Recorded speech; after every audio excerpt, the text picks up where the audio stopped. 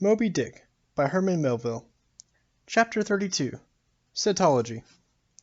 Already we are boldly launched upon the deep, but soon we shall be lost in its unshored, harborless immensities, ere that comes to pass, ere the Pequod's weedy hull rolls side by side with the barnacled hulls of the Leviathan. At the outset it is but well to attend to a matter almost indispensable to a thorough appreciative understanding of the more special Leviathanic revelations and allusions of all sorts which are to follow. It is some systematized exhibition of the whale in his broad genera that I would now fain put before you. Yet is it no easy task. The classification of the constituents of a chaos, nothing less, is here essayed. Listen to what the best and latest authorities have laid down. No branch of zoology is so much involved as that which is entitled Cetology, says Captain Scoresby, A.D. 1820.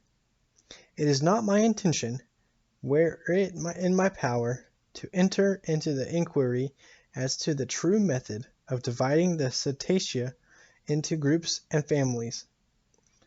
Utter confusion exists among the historians of this animal, sperm whale, says Surgeon Beale, A.D. 1839.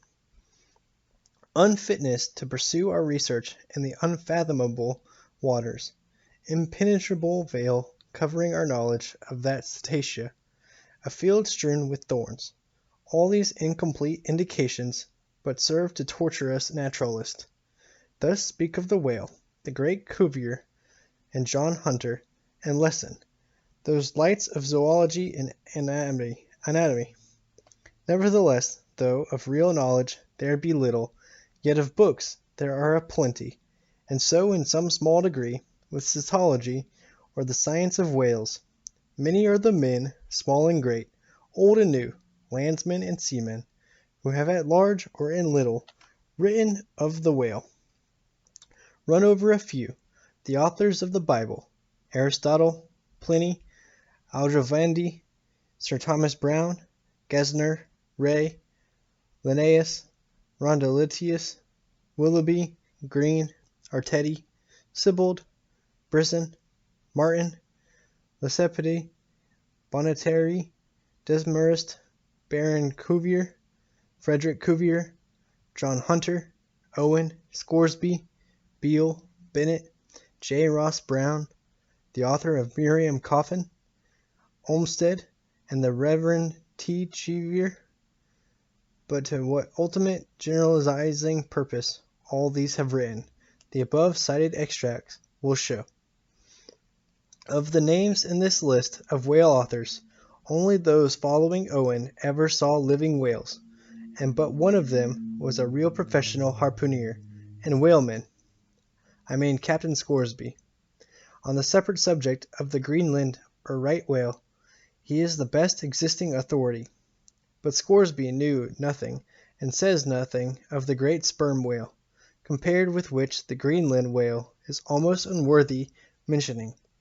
And here be it said, that the Greenland whale is an usurper upon the throne of the seas. He is not even by any means the largest of the whales. Yet owing to the long priority of his claims, and the profound ignorance which, till some 70 years back, invested the then fabulous or utterly unknown sperm whale, and which ignorance to this present day still reigns in all but some few scientific retreats and whale ports, this usurpation has been every way complete. Reference to nearly all the Leviathanic allusions in the great poets of past days will satisfy you that the Greenland whale, without one rival, was to them the monarch of the seas. But the time has at last come for a new proclamation. This is Charing Cross.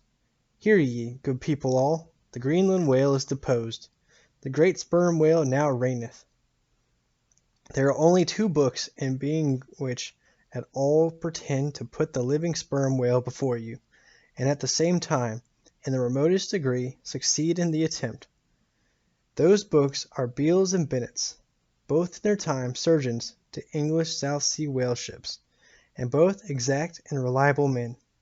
The original matter touching the sperm whale to be found in their volumes is necessarily small, but so far as it goes, it is of excellent quality, though mostly confined to scientific description.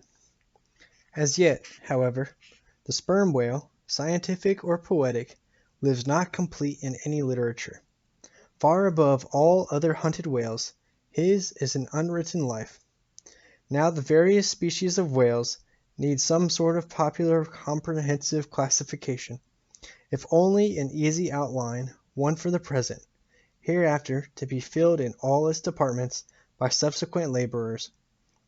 As no better man advances to take this matter in hand, I hereupon offer my own poor endeavors.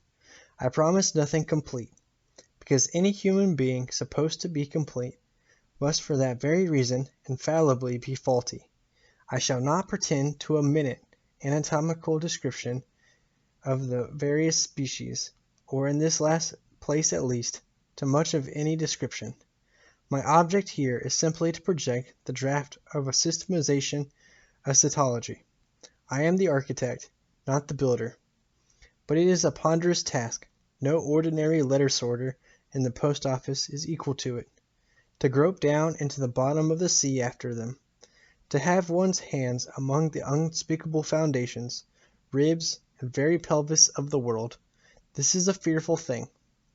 What am I, that I should essay to hook the nose of this Leviathan? The awful tauntings in Job might well appall me. Will he, the Leviathan, make a covenant with thee? Behold, the hope of him is vain. But I have swam through libraries and sailed through oceans.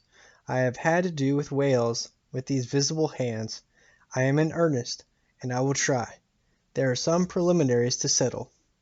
First, the uncertain, unsettled condition of this science of Cetology is in the very vestibule attested by the fact that in some quarters it still remains a moot point whether a whale be a fish.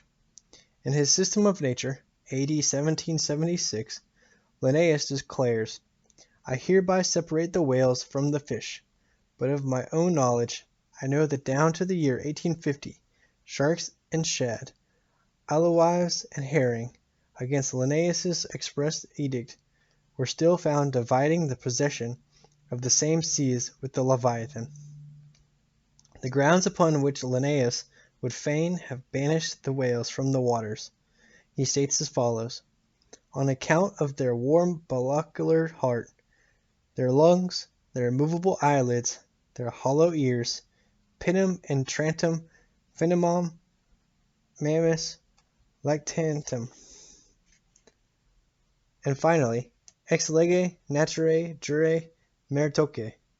I submitted all this to my friends Simeon Macy and Charlie Coffin, of Nantucket, both messmates of mine in a certain voyage, and they united in the opinion that the reasons set forth were altogether insufficient. Charlie profanely hinted they were humbug. Be it known that, waiving all agreement, I take the good old-fashioned ground that the whale is a fish, and call upon holy Jonah to back me. This fundamental thing settled, the next point is, in what internal respect does the whale differ from other fish? Above, Linnaeus has given you those items, but in brief, they are these: lungs and warm blood, whereas all other fish are lungless and cold-blooded. Next, how shall we define the whale? By his obvious externals, so as conspicuously to label him for all time to come?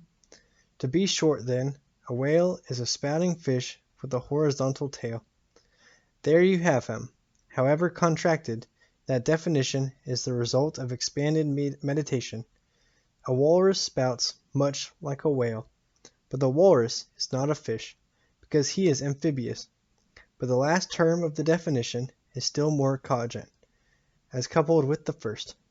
Almost any one must have noticed that all the fish familiar to landsmen have not a flat, but a vertical or up and down tail, whereas among spouting fish the tail, though it may be similarly shaped, invariably assumes a horizontal position. By the above definition of what a whale is, I do by no means exclude from the Leviathanic brotherhood any sea creature hitherto identified with the whale by the best informed Nantucketers, nor, on the other hand, link with it any fish hitherto authoritatively regarded as alien.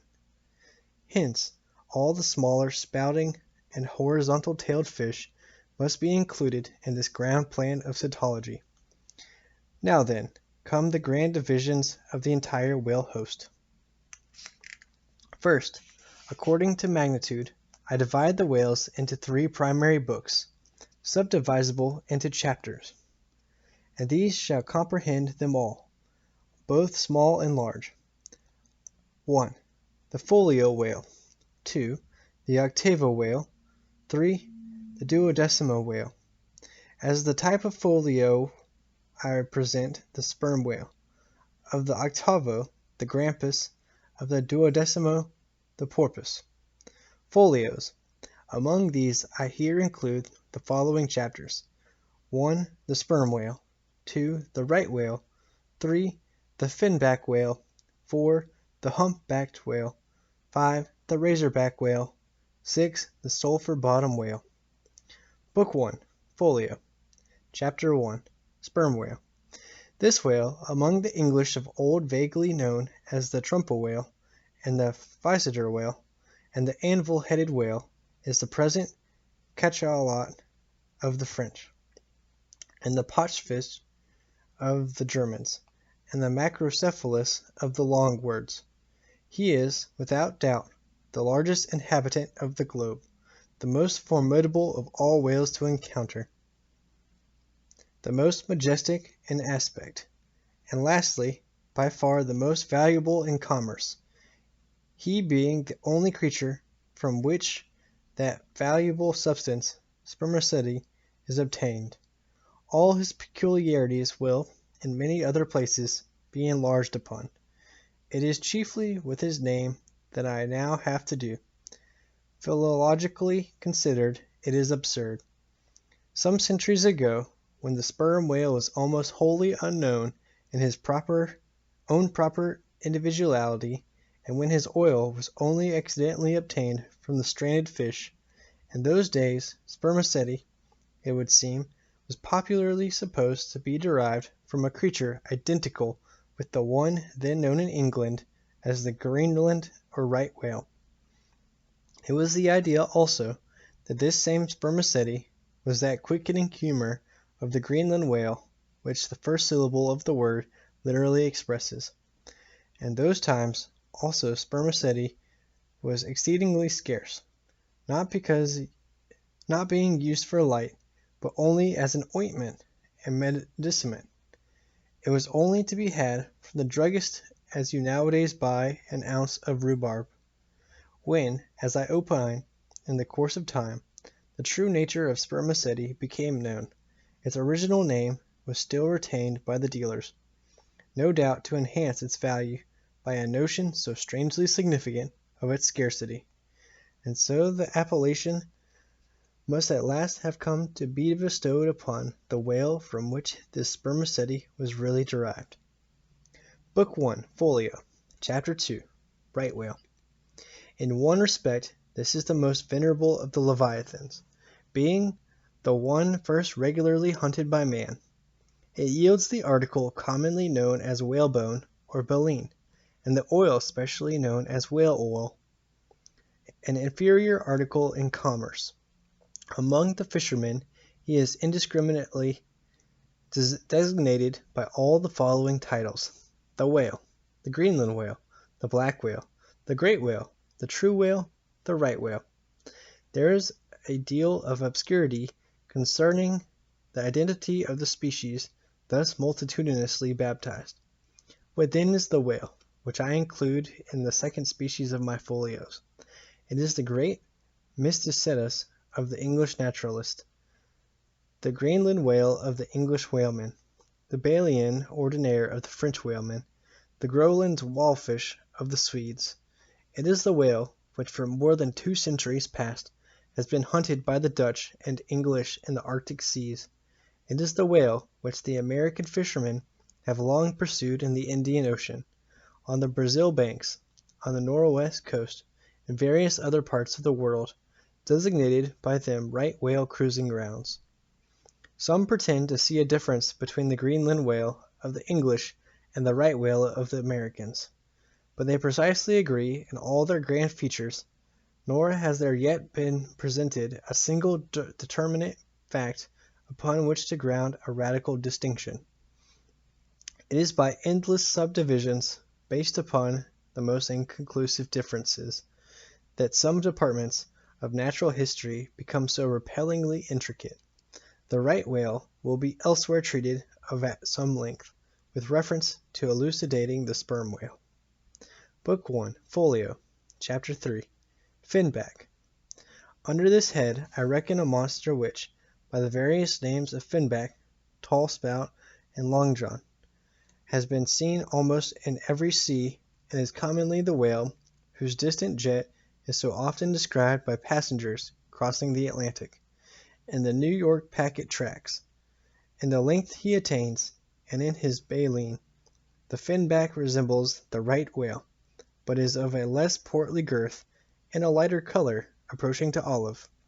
His great lips present a cable-like aspect, formed by the intertwisting, slanting folds of large wrinkles.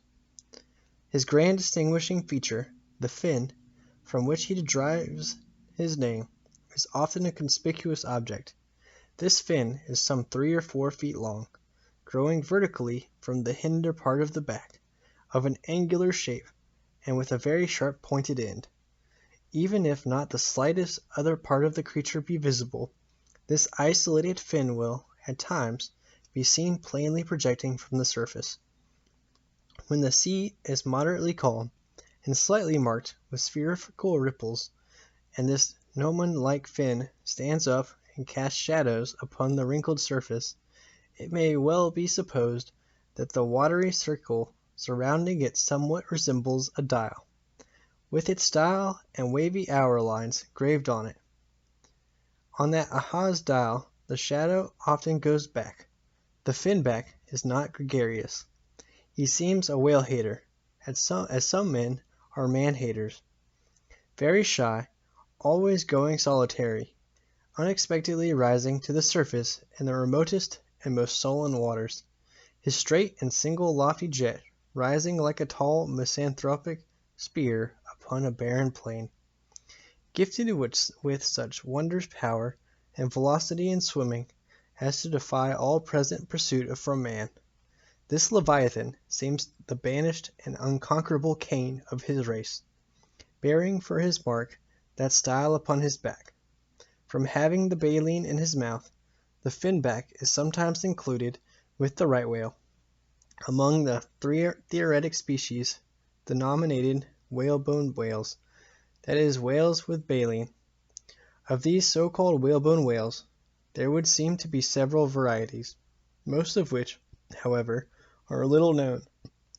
Broad-nosed whales and beaked whales, pike-headed whales, bunched whales, under-jawed whales, and rostrated whales are the fishermen's names for a few sorts. In connection with this appellative of whalebone whales, it is of great importance to mention that however such a nomenclature may be convenient in facilitating allusions to some kind of whales, yet it is in vain to attempt a clear classification of the Leviathan, founded upon either his baleen, or hump, or fin, or teeth, notwithstanding that those marked parts or features very obviously seem better adapted to afford the basis for a regular system of cetology than any other detached bodily distinctions, which the whale and his kinds presents. How then, the baleen, hump, backfin, and teeth, these are things whose peculiarities are indiscriminately dispersed among all sorts of whales, without any regard to what may be the nature of their structure in other and more essential particulars. Thus the sperm whale and the humpbacked whale each has a hump, but there the similitude ceases. Then this same humpbacked whale and the Greenland whale, each of these has baleen. But there again the similitude ceases, and it is just the same with the other parts above mentioned.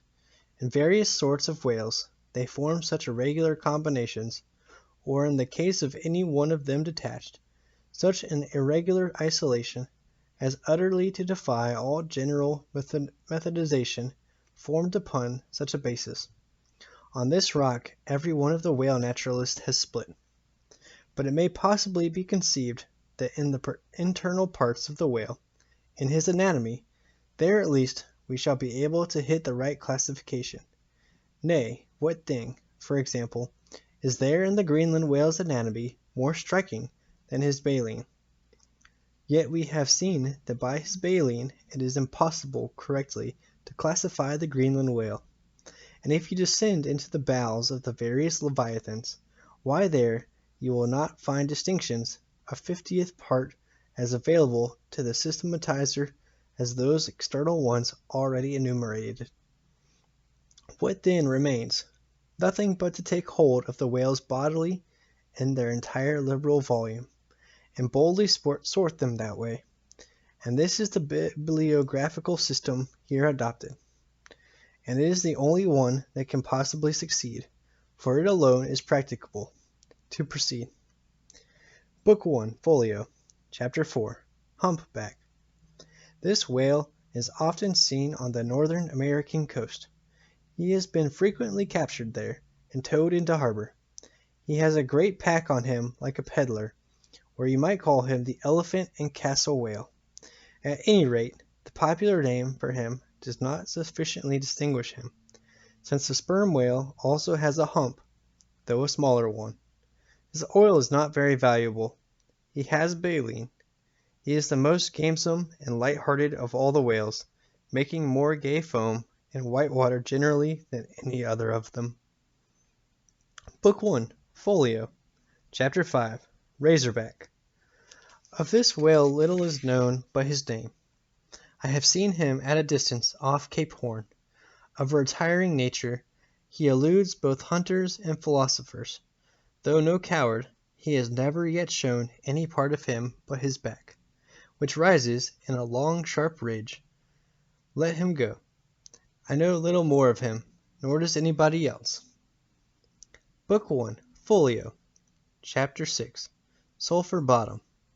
Another retiring gentleman with a brimstone belly, doubtless got by scraping along the Tartarian tiles in some of his profounder divings. He is seldom seen.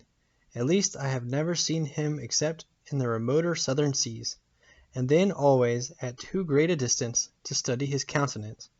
He is never chased. He would run away with rope walks of line. Prodigies are told of him. Adieu, Sulfur Bottom. I can say nothing more that is true of ye, nor can the oldest Nantucketer. Thus ends Book 1, Folio, and now begins Book 2, Octavo. Octavos. These embrace the whales of middling magnitude, among which at present may be numbered 1. The grampus, 2. The blackfish, 3. The narwhal, 4. The thrasher, 5. The killer. Book 2, Octavo, Chapter 1, Grampus. Though this fish, whose loud sonorous breathing, or rather blowing, has furnished a proverb to landsmen, is so well known a denizen of the deep, yet is he not popularly classed among whales, but possessing all the grand distinctive features of the Leviathan. Most naturalists have recognized him for one. He is of moderate octavo size, varying from 15 to 25 feet in length, and of corresponding dimensions round the waist. He swims in herds. He is never regularly hunted, though his oil is considerable in quantity, and pretty good for light. By some fishermen his approach is regarded as premonitory of the advance of the great sperm whale. Book 2, Octavo, Chapter 2, Blackfish. I give the popular fishermen's names for all these fish, for generally they are the best. Where any name happens to be vague or inexpressive, I shall say so, and suggest another. I do so now, touching the blackfish, so called, because blackness is the rule among almost all whales. So call him the hyena whale, if you please. His veracity is well known, and from the circumstance that the inner angles of his lips are curved upwards. He carries an everlasting Mephistophelian grin on his face. This whale averages some 16 or 18 feet in length. He is found in almost all latitudes. He has a peculiar way of showing his dorsal hooked fin in swimming, which looks something like a Roman nose. When not more profitably employed, the sperm whale hunters sometimes capture the hyena whale, to keep up the supply of cheap oil for domestic employment, as some frugal housekeepers, in the absence of company, and quite alone by themselves, burn unsavory tallow instead of odorous wax. Though their blubber is very thin, some of these whales will yield you upwards of 30 gallons of oil. Book 2, Octavo, Chapter 3, Narwhal, that is, nostril whale. Another instance of a curiously named whale, so named, I suppose, from his peculiar horn being originally mistaken for a peaked nose. The creature is some 16 feet in length, while its horn averages 5 feet, though some exceed 10, and even attain to 15 feet. Strictly speaking, this horn is but a lengthened tusk, growing out from the jaw in a line a little depressed from the horizontal, but it is only found on the sinister side, which has an ill effect, giving its owner something analogous to the aspect of a clumsy left-handed man. What precise purpose this ivory horn or lance answers, it would be hard to say. It does not seem to be used like the blade of a swordfish and billfish, though some sailors tell me that the narwhal employs it for a rake in turning over the bottom of the sea for food. Charlie Coffin said it was used for an ice piercer, for the narwhal, rising to the surface of the polar sea, and finding it sheeted with ice, thrusts his horn up, and so breaks through. But you cannot prove either of these surmises to be correct. My own opinion is, that however this one-sided horn may really be used by the narwhal, however that may be, it would certainly be very convenient to him for a folder in reading pamphlets. The narwhal I have heard called the tusked whale, the horned whale, and the unicorn whale. He is certainly a curious example of the unicornism to be found in almost every kingdom of animated nature. From certain cloistered old authors I have gathered that this same sea unicorn's horn was in ancient days regarded as the great antidote against poison, and as such, preparations of it brought immense prices.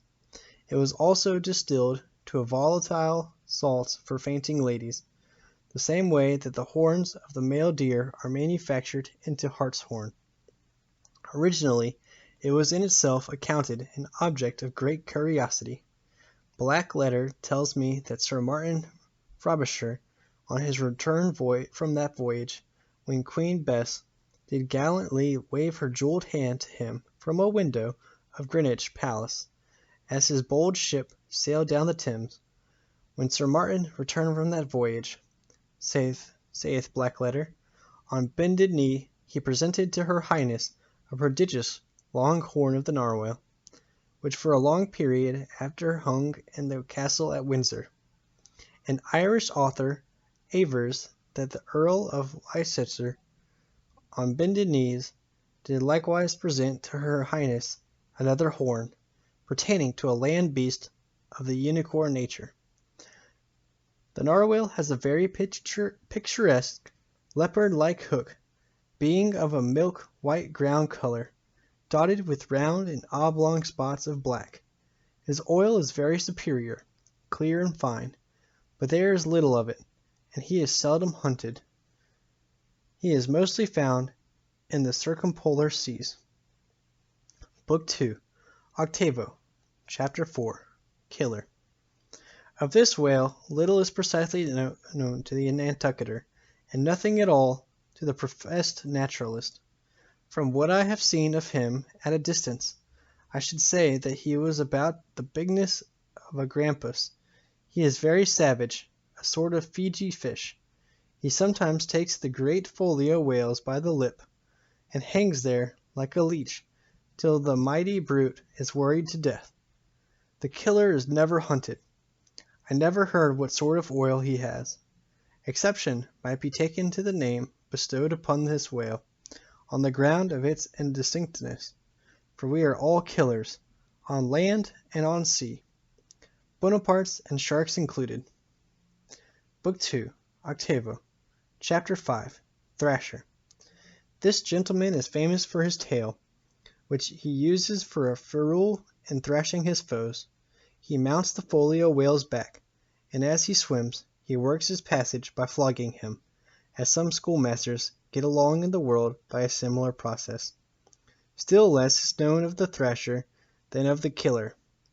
Both are outlaws, even in the lawless seas.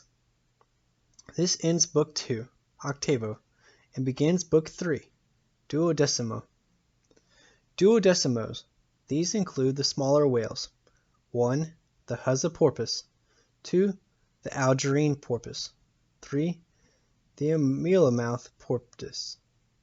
To those who have not chanced specially to study the subject, it may possibly seem strange that fishes not commonly exceeding 4 or 5 feet should be marshalled among whales, a word which in the popular sense always conveys an idea of hugeness. But the creatures set down above as duodecimos are infallibly whales, by the terms of my definition of what a whale is, i.e. a spouting fish with a horizontal tail. Book 3, Duodecimo, Chapter 1, Huza porpoise. This is the common porpoise found almost all over the globe.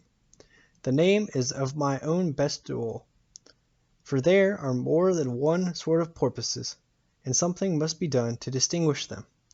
I call him thus because he always swims in hilarious shoals, which upon the broad sea keep tossing themselves to heaven like caps in a 4th of July crowd. Their appearance is generally hailed with delight by the mariner. Full of fine spirits, they invariably come from the breezy billows to windward. They are the lads that always live before the wind. They are accounted a lucky omen. If you yourself can withstand 3 cheers at beholding these vivacious fish, then heaven help ye.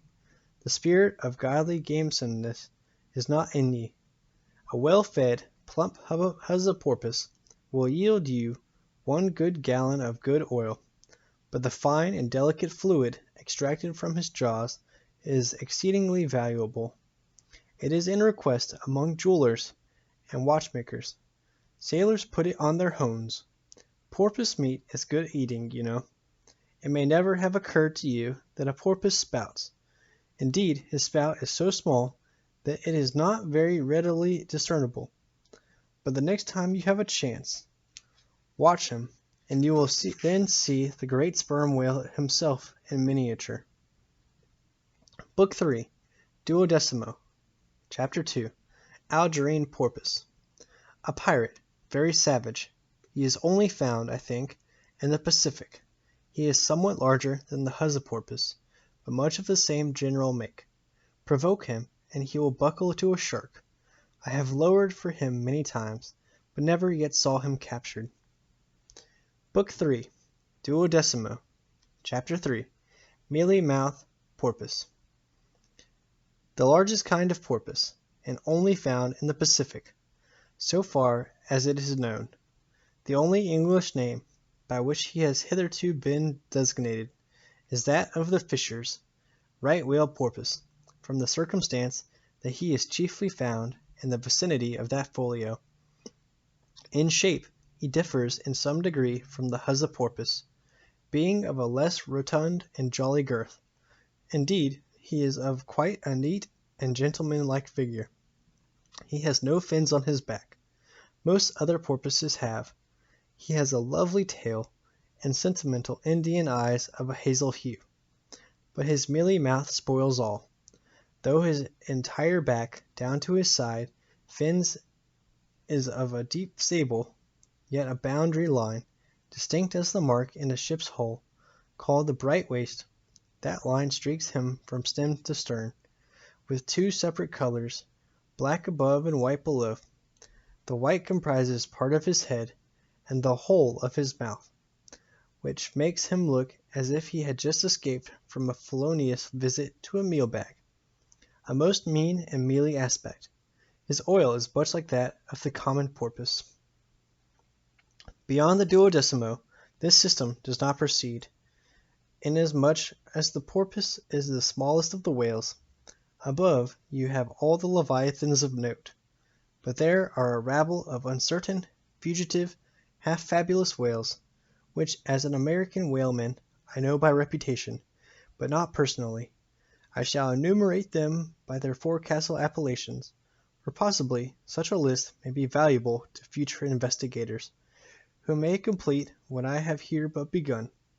If any of the following whales shall hereafter be caught and marked, then he can readily be incorporated into this system, according to his folio, octavo, or duodecimo magnitude. The bottlenose whale, the junk whale, the pudding-headed whale, the Cape whale, the leading whale, the cannon whale, the scrag whale, the coppered whale, the elephant whale, the iceberg whale, the quag whale, the blue whale, and from Icelandic, Dutch, and Old English authorities there might be quoted for other lists of uncertain whales, blessed with all manner of uncouth names.